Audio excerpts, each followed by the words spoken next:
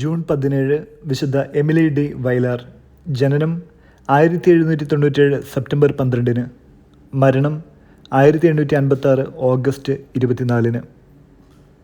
വിശുദ്ധ ജോസഫിൻ്റെ സഹോദരിമാർ എന്ന സന്യാസ സമൂഹത്തിൻ്റെ സ്ഥാപകയും കന്യകയുമാണ് വിശുദ്ധ എമിലി. അവിവാഹിതരായ സ്ത്രീകളുടെ രക്ഷാധികാരിയുമാണ്.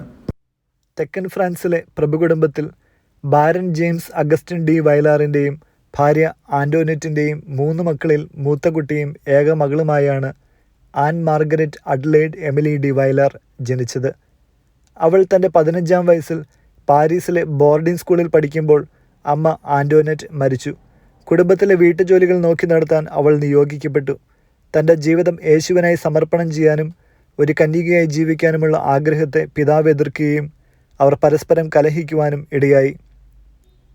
നമ്മുടെ കർത്താവിൻ്റെ മുറിവേറ്റ ഹൃദയത്തിലേക്ക് വിരൽ ചൂണ്ടുന്ന ഒരു ദർശനം ലഭിച്ചതിനാൽ 30 വയസ്സുവരെയും വീട്ടിലെ കാര്യങ്ങൾ നോക്കിയും ഇളയ സഹോദരന്മാരുടെ വിദ്യാഭ്യാസത്തിൽ ശ്രദ്ധിച്ചും അവൾ ജീവിച്ചു.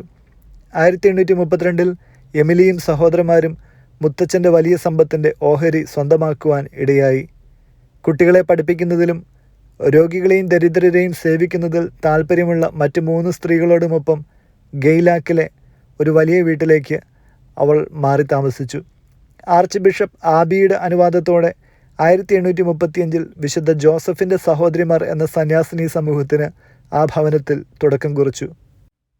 മദർ എമിലി യാത്ര ചെയ്യുമ്പോൾ തന്നെ സ്വീകരിക്കുന്ന ഇടങ്ങളിലെല്ലാം തൻ്റെ സമ്പത്ത് ഉപയോഗിച്ച് മഠം സ്ഥാപിച്ചു.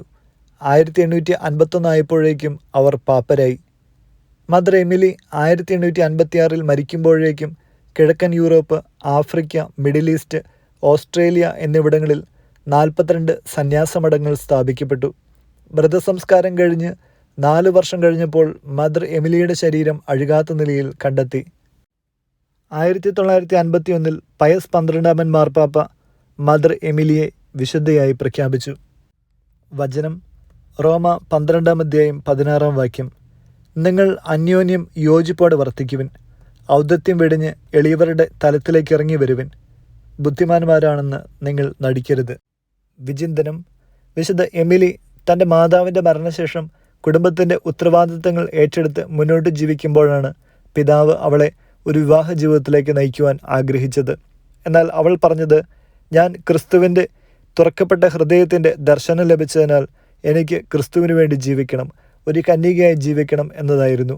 അതിനെ ചൊല്ലി അവർ കലഹങ്ങളുണ്ടാക്കിയെങ്കിലും അവൾ ക്ഷമയോടുകൂടി കാത്തിരിക്കുകയും താൻ അനുഭവിച്ചറിഞ്ഞ ദൈവസ്നേഹം തൻ്റെ കുടുംബത്തിലും മറ്റുള്ളവർക്കും പകർന്നു കൊടുക്കുകയും ചെയ്തു.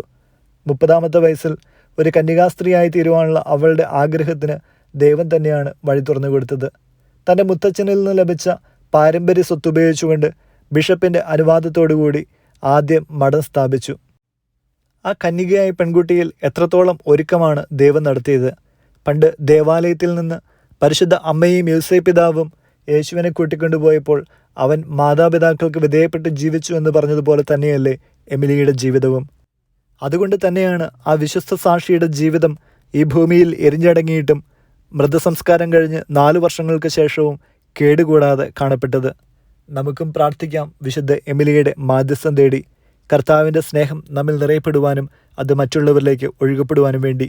വിശുദ്ധ എമിലിയുടെ വാക്കുകൾ ഇങ്ങനെയാണ്: ദൈവസ്നേഹം പാവപ്പെട്ടവർക്കുള്ള സേവനമാണ്.